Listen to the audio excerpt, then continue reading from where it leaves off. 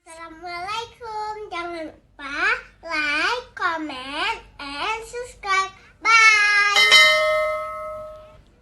Assalamualaikum warahmatullahi wabarakatuh. Alhamdulillahilladzi amarana bittaqwa.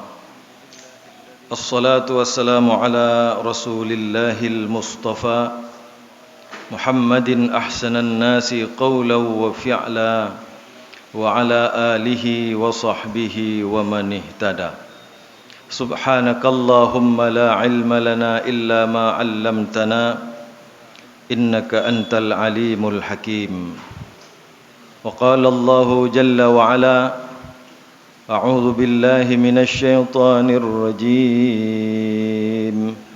Man jaa'a bil hasanati falahu 'asyru amsalha wa man jaa'a bis sayyi'ati fala yujzaa illa mithlaha wa hum la ya'lamun. Surah Al-An'am ayat 160. Hamba Allah jemaah salat subuh rahimakumullah. Alhamdulillah kita telah berada di hari ke-26 bulan Ramadan tahun ini. Semoga latihan-latihan yang terus kita lakukan di bulan Ramadan ini akan membuahkan hasil yang sempurna. Kita telah melatih diri dengan banyak amal-amal soleh. Kita telah meninggalkan banyak pekerjaan-pekerjaan yang salah. Semoga latihan ini pada akhirnya akan membuahkan hasil yang kita harapkan.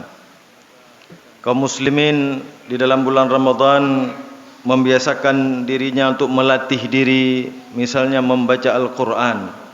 Kualitasnya, kuantitasnya ditingkatkan. Rasulullah sallallahu alaihi wasallam bersabda, "Iqra'ul Quran." Baca Al-Quran. Fa innahu ya'ti yaumal qiyamah. Karena nanti akan datang di hari kiamat Al-Quran itu syafi'an li ashabih. Dia akan memberikan syafaat kepada orang-orang yang membacanya.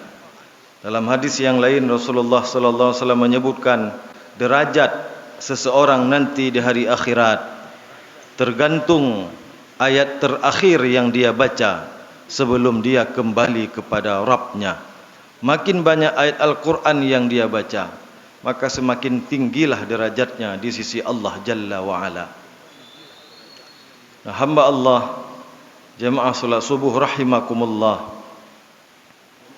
Dalam bulan Ramadan, orang juga lebih banyak bersedekah, lebih gemar untuk memberi, condong hatinya untuk menolong orang-orang yang du'afa. Karena memang Allah Jalla wa'ala telah mengkhabarkan dan Rasulullah SAW telah menyampaikan bahawa orang-orang yang bersedekah hartanya tidak pernah berkurang, tapi harta orang yang bersedekah itu akan dimakmurkan, akan disuburkan, akan ditambahkan oleh Allah Jalla wa'ala. Allah berfirman, fa amma man a'ta, orang-orang yang rajin memberi, gemar memberi, gemar menolong, tidak tahan tangannya untuk menolong. Seperti dikatakan oleh Imam Al-Ghazali, mengapa tangan kalian berhenti untuk memberi? Mengapa tangan kalian berhenti untuk menolong? Padahal kata beliau, milik kalian itu adalah apa yang telah kalian sedekahkan, dan yang belum disedekahkan belum tentu milik kita. Dan yang telah kita sedekahkan sudah pasti harta kita. Maka Allah berfirman, fa amma man a'ta, orang-orang yang rajin menolong, rajin memberi. Jadi dalam Al-Quran Bapak Ibu sekalian, kita tidak temui kalimat orang-orang yang rajin menerima. Tidak ada. Satu ayat pun tidak ada. Misalnya ada Al-Quran, adapun orang-orang yang rajin menerima, tidak ada itu. Paling-paling dalam Al-Quran Allah sebutkan karakter. Karakter orang yang menerima itu ada dua model. Yang pertama lisail, pengemis, peminta-minta. Yang kedua, wal mahrum. Orang yang sebenarnya kehidupannya jauh lebih sulit dari lisail. Keadaannya lebih menyedihkan dari sepeminta-minta. Tapi dia mahrum, menjaga kehormatannya sebagai seorang mukmin, menjaga kehormatannya sebagai seorang muslim, tidak meminta, tidak mengemis walaupun dia hidup dalam kepedihan dan kesengsaraan. Ini mahrum. Maka kalau kita ingin bersedekah, utamakanlah orang-orang yang mahrum. Tapi kalau orang yang lisail, pengemis datang, peminta-minta memohon bantuan, maka Rasulullah SAW mengajarkan kita, jangan tolak orang yang meminta, walaupun ia datang dengan mengendarai kuda yang putih. Innova agak laki adrikah. Menan kira-kira. Kalau tak ada, kalau tidak mau kasih, jangan kasih. Kalau mau kasih, kasih. Jangan pernah tolak. Begitu utamanya orang-orang bersedekah. Fa amma man a'ta, orang yang rajin bersedekah, wattaqa, dia bersedekah dilandasi karena semangat ketakwaan. Bukan karena ingin dipuji orang, dia orang dermawan, tapi karena memang semangat ketakwaannya sangat tinggi untuk bersedekah. Wa saddaqa bil husna, dan hatinya sudah kokoh, hatinya telah penuh dengan keyakinan. Apa keyakinannya? Wa saddaqa bil husna, bahwa akan ada pahala terbaik. Apa itu pahala terbaik? Ay al-jannah, yaitu syurga Allah. Maka fasanu yassiruhu lil yusra, seluruh urusannya akan Allah mudahkan. Maka menurut ayat ini, hamba Allah sekalian, agar urusan kita mudah baik di dunia maupun di akhirat, banyak-banyak kita memberi, banyak-banyak kita menolong, banyak-banyak kita bersedekah. Urusan di dunia lancar insya-Allah. Di akhirat akan mendapatkan kemudahan. Inna nakhafu mir rabbina yauman abusan qamtarira. Nanti akan terhindar daripada kesulitan-kesulitan hari akhirat orang-orang yang bersedekah. Sebaliknya, wa amma mambakhil, adapun orang-orang yang pelit, wastaqna, padahal kaya. Ini ketika saya baca ayat ini sekali, kira-kira tahun sebelum tsunami dulu, kira-kira tahun 2000 lah lebih kurang. Saya baca ayat ini di atas mimbar di Kampung Pinang. Ketika saya turun ceramah, ada seorang ulama sudah meninggal, Ustadz Haji Bardat LC. Mungkin Bapak Ibu masih ingat, Ketua MPU Kota Banda Aceh. Jadi ketika itu saya terjemahkan sesuai dengan terjemah Kementerian Agama. Adapun orang-orang yang bakhil padahal mampu, karena beliau ahli bahasa Arab, beliau katakan, Ustaz, tingongo mayonu baca ayatnya terjemah baik menan. Kiban cik Ustaz? Adapun orang-orang yang pelit padahal kaya. Maka sampai hari ini saya terjemahkan seperti itu. Wa amma man bakhila wastaqna, adapun orang-orang yang pelit padahal kaya, wa kadzdzaba bil husna, hatinya tidak yakin adanya pahala terbaik, ragu-ragu terhadap jannah, fasanu yassiruhu lil usra, maka kehidupannya menjadi sulit, urusannya menjadi tidak mudah. Agar urusan kita mudah, banyak-banyaklah bersedekah. Dan sedekah itu tidak akan mengurangi harta, karena Allah janji dalam Al-Quran, yamhaqullahu riba, sungguh Allah akan menghancurkan harta riba, dan Allah akan menghancurkan pelaku-pelaku riba. Wa yurbis sadaqat, dan Allah akan memakmurkan harta yang disedekahkan. Allah akan memakmurkan kehidupan orang-orang yang bersedekah. Maka kita lihat Bapak Ibu, apa pernah kita lihat atau kita membaca atau kita mendengar ada di Lehong Raya ini, atau ada buah tutur dari kakek nenek ayah ibu kita, nah tidra urang di Lehong Raya nyo gara-gara jemot tat bersedekah kagasian konya. Ya Pak Kecik, pernah dengar Pak Kecik? Pak Kecik orang andung jamun ka jamun kreun ka itino. Pernah Pak Kecik dengar? Enggak ada. Gara-gara bersedekah sudah jatuh miskin, tidak ada apa. Tapi yang sering kita dengar, setiap hari orang-orang tumbang, patah rapuh kehidupannya karena berhubungan dengan riba yang Allah tidak ridhai. Kelihatannya orang pelaku riba itu kelihatannya senang, padahal susah, hatinya sempit, pikirannya, hatinya, kehidupannya sungguh tidak menyenangkan. Karena yang terfikir adalah bagaimana untuk menyelesaikan persoalan yang telah ia hadapi. Motor lagak, tapi hana senang. Motor riba, hana senang. Nyo karap dangai lepluh, nyo karap dangai sa, giban cara. Setoran 25 juta sebulan. Maka orang yang riba tidak pernah bahagia hidupnya. Kelihatannya ya, tapi sebenarnya mereka itu menderita lahir batin. Metengat penghaitim. Nah, hamba Allah, afwan, mohon maaf kalau saya harus sampaikan ini karena untuk menyelamatkan kita dari azab akhirat. Nah, hamba Allah, jamaah salat subuh rahimakumullah. Riba itu paling bahaya, Pak. Sekecil-kecil riba. Dosa riba yang paling kecil dosanya sama dengan berzina dengan ibu kandung sendiri berpuluh-puluh kali. Ada yang sebutkan 36 kali. Na'udzubillahi min zalik. Itu sekecil-kecilnya. Yang paling raya bina dosa. Nah, hamba Allah rahimakumullah. Kita ingat kisah para sahabat Nabi radhiyallahu anhum ajma'in. Kita ingat bagaimana kehidupan Rasulullah sallallahu alaihi wasallam. Bapak Ibu, Nabi kita sallallahu alaihi wasallam dan para sahabat adalah orang-orang yang lebih sering lapar dibandingkan kenyang. Kalau kita membaca sirah Nabi, kita baca sirah sahabat, mereka itu jarang sekali kenyang, Pak. Jarang sekali kenyang. Kalau sekali-sekali kenyang susah mereka, susah hatinya, gelisah jiwanya. Kita ingat Rasulullah SAW ketika satu solat subuh, selesai salam langsung pulang.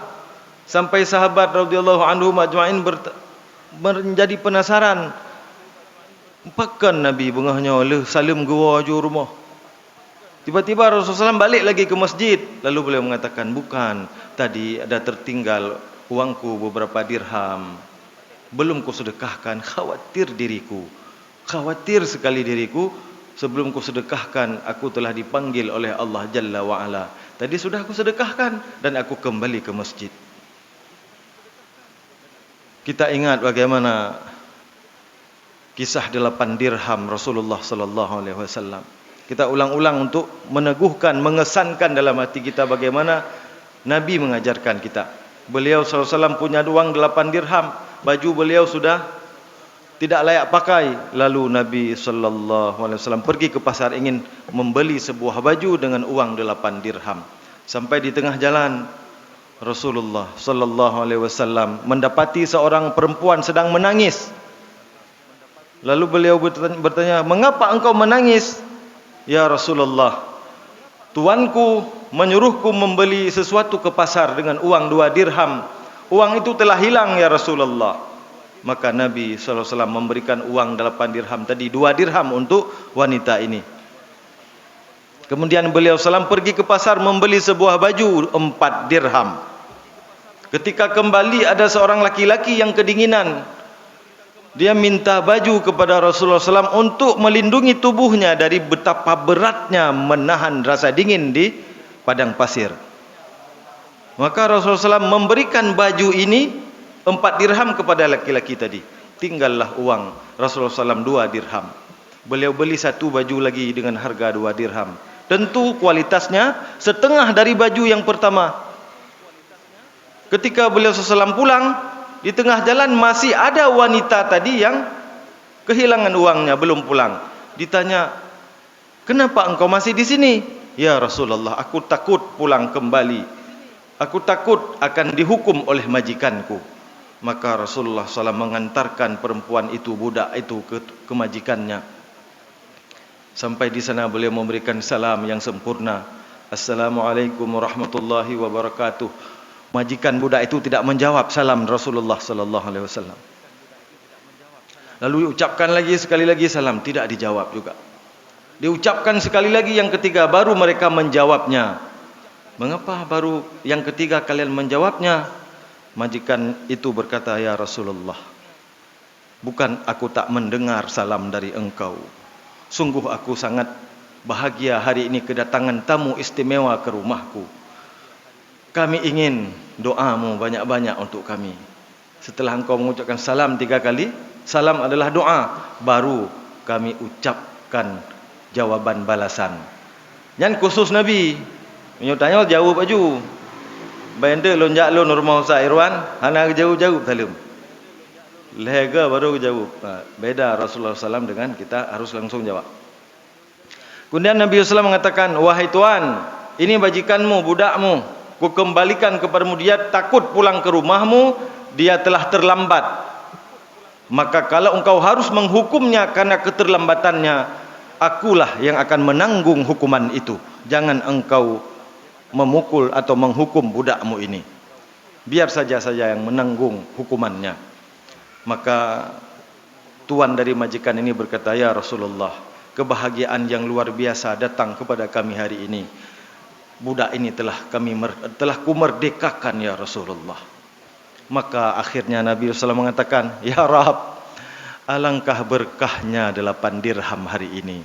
8 dirham hari ini tujuanku untuk membeli baju, dan aku dapat sepotong baju. 8 dirham hari ini dapat memerdekakan seorang budak. 8 dirham hari ini dapat menghilangkan rasa takut seorang hambamu. 8 dirham hari ini dapat menghilangkan dinginnya padang pasir pada seorang hambamu. Betapa berkahnya 8 dirham hari ini ya Rab. Begitulah orang-orang dahulu dalam meyakini bahawa sedekah itu adalah hal yang utama dalam kehidupan. Hana ragu-ragu membacut. Jadi wasaddaqa bil husna, yakin terhadap jannah, serta hana kurang membacut. Kita lihat sahabat, tadi kan Rasulullah SAW. Bagaimana sahabat? Satu hari selesai solat subuh seperti ini, Rasulullah SAW tanya, karena beliau SAW sering selesai solat subuh tanya, ada yang bermasalah hari ini di antara kalian? Maka mengapa sahabat Nabi dulu, umat ketika zaman Nabi dulu, penuh masjid. Enggak azan pun dah penuh masjid, apalagi ada azan. Dilarang pergi masjid, marah. Airon uronyo benjak masjid bengeh ke. Beda sedikit dengan kita. Kalau kita ajak marah. Kalau Nabi, masa Nabi, kalau dilarang marah. Kalau sekarang diajak marah. Gabu ada, malim dah kah? Jak aja orang ni. Gitu. Jadi Allah sekalian, mengapa umat ketika Nabi SAW selalu terikat hatinya dengan masjid? Karena keluar dari masjid, persoalan dunianya clear. Tinggal pikir urusan akhirat. Kalau nyan lagi nyan dah pegat masjid, nyokan bino masjid. Payah truk belah dia jalan dah buka masjid. Mungkin ini ada dicontohkan oleh beberapa masjid. Kita ingat ya, mungkin ada masjid di Jogokarian, ada masjid-masjid lain yang sudah coba mengikuti. Mudah-mudahan masjid kita juga bisa mengikuti. Selesai salat, selesai persoalan umat. Ada yang bermasalah kalian hari ini? Tanya Rasulullah SAW. Ada 2 orang anak yatim tunjuk tangan. Ya Rasulullah SAW, kami punya masalah hari ini. Dengan siapa engkau masalah? Dengan ni, ya Abu Lubabah ini. Ada Abu Lubabah di masjid. Nganggoknya ya Rasulullah. Apa masalahmu? Kami ya Rasulullah sedang meluruskan pagar rumah kami. Kan masalah agama, masalah pagar rumah ke tepat lang masjid. Pulau masalah agama, masalah pagar rumah pi lang masjid ke tepat ya Rasulullah SAW. Kami sedang meluruskan pagar rumah kami ya Rasulullah. Tiba-tiba pagar rumah kami itu bertemu dengan sebatang pohon kurma yang sudah tua milik Abu Lubabah. Kami sudah minta izin kepadanya untuk menebang pohon itu, pohon kurma yang sudah tua itu. Buahnya pun tak banyak lagi. Agar pagar rumah kami lurus ya Rasulullah SAW. Kalau tidak, pagar rumah kami akan berbelok. Hana lega. Nabi tanya, benar hai Abu Lubabah engkau tidak izinkan? Benar ya Rasulullah, saya tidak izinkan. Maukah engkau menukar sebatang kurma milikmu dengan sebatang kurma di dalam syurga, hai Abu Lubabah? Tidak mau saya ya Rasulullah. Hai lun, bah menandi. Bah kurma yang dunia amdang. Lalu. Jadi orang Krit dari zaman kana. Baik nu kiana. Gitu mayang ikut Nabi. Krit juit panah. Abu Dok culok Krit. Yang bahasa kamu itu hibirin Krit juit panah, Krit Abu Dok culok. Nyan ka Krit atat berarti.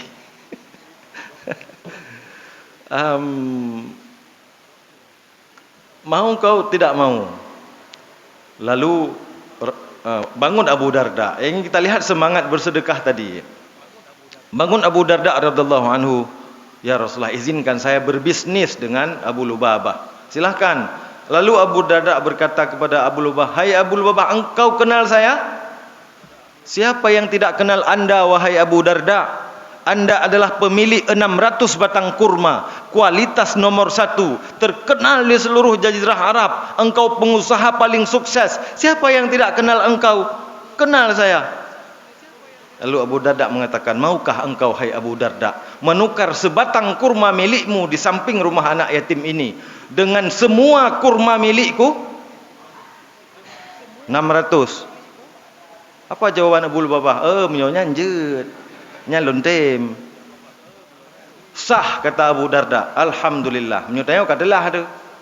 Mereka kadalah ada. Dalam sedekah tertuh berarti minggu tinggal ada. Jangan, enggak ada lagi sedekah 1000 tengku. Batuk tengku bagai kira apa yang terbayar. Kecuali uang cuma 1000, bolehlah sedekah 1000. Bekli ya tamang pang seribai bangai yang juit-juit yang mabe-mabe yang lang celengan. Batuk tengku, flu. Pula mutim-mutim tu menyam tamah batuk urung-urung ya kira peng bangai dan apa yang terbayar. Beklinya itu bit, yang lain-lain itu bit. Pi bet tinggal ingat, baik itu bit tinggal ingat. Karena nyan ke hada katanya, yang kata juknya hada katanya. Sah, kata Abu Darda. 600 batang kurma milikku menjadi milikmu, dan sebatang kurma milikmu menjadi milikku. Dan hai anak yatim, pulang engkau tebanglah batang kurma yang ada di samping rumahmu. Begitu Bapak Ibu sekalian. Masih panjang kisah ini. Tapi karena Ustaz Irwan WA saya 20 menit, ini sudah 18 menit, tinggal 2 menit lagi untuk landing 2 menit. Bapak Ibu yang dirahmati Allah, tapi akhirnya Abu Lubabah juga menyadari kekeliruannya di depan Rasulullah, dan akhirnya beliau itu insaf dan bertobat atas kekeliruannya itu. Jangan sampai pikiran kita, rupanya sahabat Nabi yang lagi, tidak ada. Sahabat Nabi semuanya orang yang terjaga dari sifat-sifat yang tercela. Kalau mereka salah, langsung mereka perbaiki, karena di tengahnya ada Rasulullah. Di tengah mereka ada Rasulullah SAW. Artinya Nabi jamun mengatakan ku. Hanya masalah-masalah. Menyona pertanyaan, Nabi yang jawab. Misalnya ada turun ayat kan? Turun ayat surat Jumat. Ya ayyuhalladzina amanu idza nudiya lis-salati min yaumil jumu'ati fas'au ila dzikrillahi wa dzarul bai', sampai habis. Lalu datang orang-orang kepada Rasulullah, ya Rasulullah, bagaimana ayat ini? Apa maksudnya? Apakah kami semua harus pergi Jumat?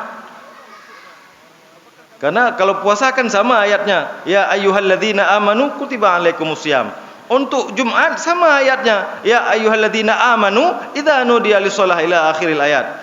Kenapa hari ini hanya orang laki-laki pergi Jumat? Cijak Arab yang panggo di Arab saya Irwan. Nah urinang salat Jumat. Nah, lebih le urinang ragam. Pakan danyo han ajak Jumat urinang. Tepo perintah.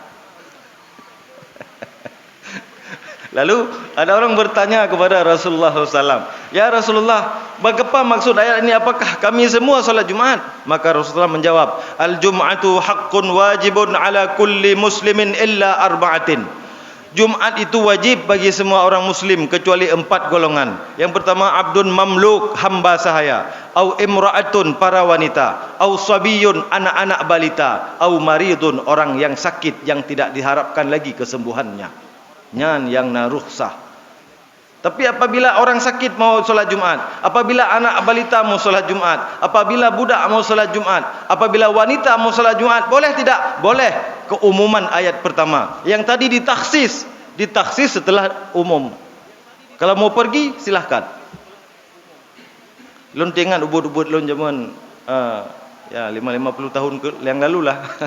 Di Biren, Masjid Agung Biren sekarang Pak, dulu Masjid Jami namanya. Itu ada saf orang perempuan solat Jumat, 3 saf di belakang. Ingat tak lun? Banyak TK je pun. Karena rumah saya dekat masjid. Ada ibu-ibu 3 saf di masjid. Tapi sekarang tak ada lagi. Nah, kalau mau datang silakan. Kalau tidak datang sudah ada rukhsah. Wailah Allah jamaah salat subuh rahimakumullah. Jadi selesai solat, selesai persoalan dunianya selesai. Clear sudah. Anak yatim tadi dapat meluruskan pagar rumahnya, dan akhirnya Abu Darda mendapatkan kembali 600 batang kurmanya setelah Abu Lubabah menyadari kesalahannya. Semuanya akhirnya clear. Abu Darda mendapatkan kembali kurmanya, anak yatim dapat meluruskan pagar rumahnya, dan Abu Lubabah menjadi orang yang takwa, menginsaf terhadap kekeliruannya. Begitulah Rasulullah SAW menyelesaikan persoalan di dalam masjid. Nah, hamba Allah sekalian rahimakumullah. Dan ibadah-ibadah lain. Tadi kita baru 2 hal kita bahas. Kita melatih diri di bulan Ramadan membaca Al-Quran, kita melatih diri bersedekah, melatih diri melakukan banyak kebaikan, melatih diri meninggalkan banyak keburukan. Semoga latihan ini membuahkan hasil Bapak Ibu. Dan orang-orang yang latihannya bagus ada bonusnya. Rajin latihan dari awal pertama start Ramadan, latihannya rajin. Bonusnya apa? InsyaAllah mudah-mudahan Allah berikan kita Lailatul Qadar. Tapi kalau latihannya kurang serius, kalau latihannya 12 jam, dia latihan cuma 6 jam, cokro ke JMI, apakah mungkin dapat Lailatul Qadar? Tidak mungkin. Yang serius saja yang dapat bonus. Yang sukses latihan saja yang akan dapat peringkat.